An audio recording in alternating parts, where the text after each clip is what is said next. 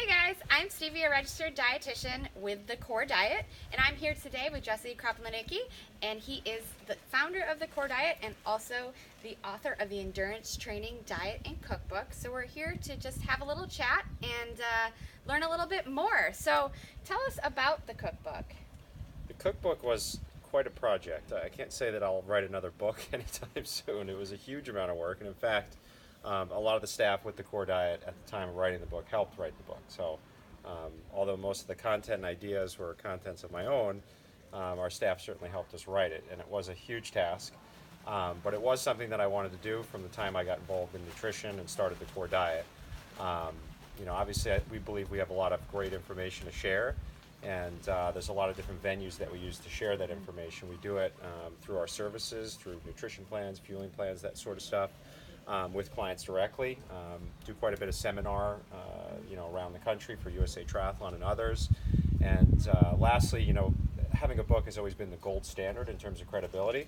So we wanted to try to get a lot of that information that we think is really unique for athletes specifically into a hard print edition.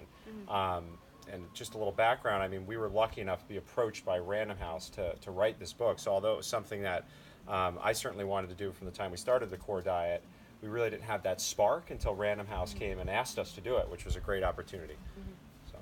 So we have this great cookbook with not just recipes, but tons of information on how athletes should be eating for fueling and day to day. So what are the biggest takeaways from this book that you would want an athlete to really focus on? Yeah. No, it's a great question. And the book is really split into two distinct sections. The whole first half of the book is about day-to-day eating for the athlete specifically. So how to eat in between workouts to maximize immunity and recovery from sessions, which usually means, nutrient-dense foods that keep blood sugar very, very stable, during periods between workouts. Very, very important for the athlete that is applying a lot of training stress.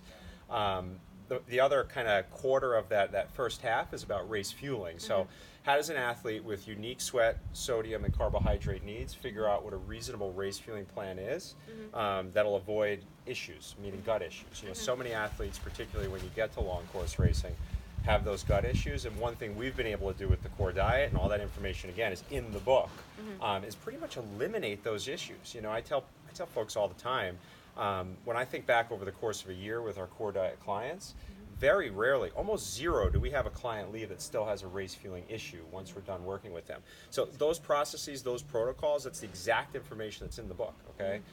The other half of the book are recipes, and these are recipes that were written by a professional recipe writer. I would love to tell everyone that I wrote all those recipes, but I did put together the ideas behind the recipes, and then worked with a professional recipe writer to write those recipes. So they're really convenient. They fit the requirements of the Core Diet. They're nutrient dense. They keep blood sugar stable, and it's all spelled out with commentary. So there's 80 recipes in the book, and that's the whole second half of the book. That's great. That sounds like a lot of knowledge in one little small book. So that leads to my next question. If someone can just go buy this book off the shelf, why would it still be important for them to meet with one of the Core Diet dietitians if the information's here? Yeah, it's a great question. I mean, I think a lot of folks may be able to actually buy the book and not meet with a Core Diet registered dietitian, to be totally honest and transparent. But the reality is, for those folks that want to take it a little bit more serious, maybe they still have issues after getting some general information from the book, and or want some more support. Our registered dietitians work with athletes one-on-one. So we'll go ahead and do a sweat test. We'll determine very specific sodium needs, carbohydrate needs, and fluid needs, and then work with the athlete over various race conditions to nail the fueling plan. And then same thing on day-to-day, right? I mean, day-to-day nutrition, sometimes people need assistance or require support as they would an overall triathlon coach or running coach or cycling coach. And our dietitians, as you know, Stevie, will work with an athlete on that very close one-on-one basis and provide that level of support to make sure they reach their body composition goals, health goals, whatever it may be, and overall performance goals. So. Yeah, that sounds great. So one final question for you.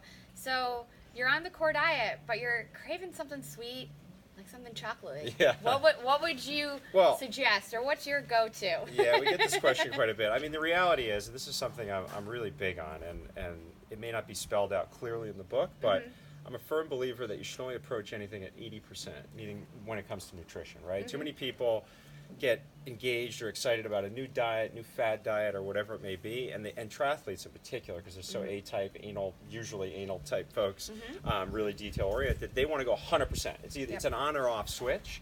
And the reality is with nutrition, if you go 100%, you're less likely to be consistent over the long haul. And that's where it really matters. You know, day-to-day nutrition, Ray's feeling something different, but day-to-day nutrition isn't something where you start eating fruits and vegetables and nutrient-dense foods and suddenly you race faster next weekend. But I can tell you right now, if you eat nutrient-dense foods and eat in accordance with a lot of the principles of the core diet over 3, 4, 5 years, you're going to be a better athlete at the end of that 3 or 4 or 5 year period. So, you know, I guess what I'm getting at is if you go at it 100%, you're more likely to last only 3 months, right? And then fall off the wagon. So right out of the gate, we recommend people go at 80%. There's a level of reasonableness there that you have to make it something you do for the next 15 or 20 years. And, you know, 100% for 3 months isn't nearly as impactful as 80% for 15 or 20 years. So that's the first thing when you ask about sweets and things. Go ahead and have cake if you want to. You know, just fit it into the 20%, basically. You know, if you're at a dinner, if you're at a party, have a piece of cake. None of, you know, that'll help you be more consistent over time. But if you are during a period where you just want something kind of sweet, but you don't necessarily want to utilize that 20%, so to speak, you know, we recommend 80% plus cocoa chocolate is totally fine to have. And there's a few recipes within the book that'll also satiate on the sweet side. Excellent. Well, that's great insights. Thank you for that. No and for problem. any more information, you can go to thecorediet.com. Thank you from Kona.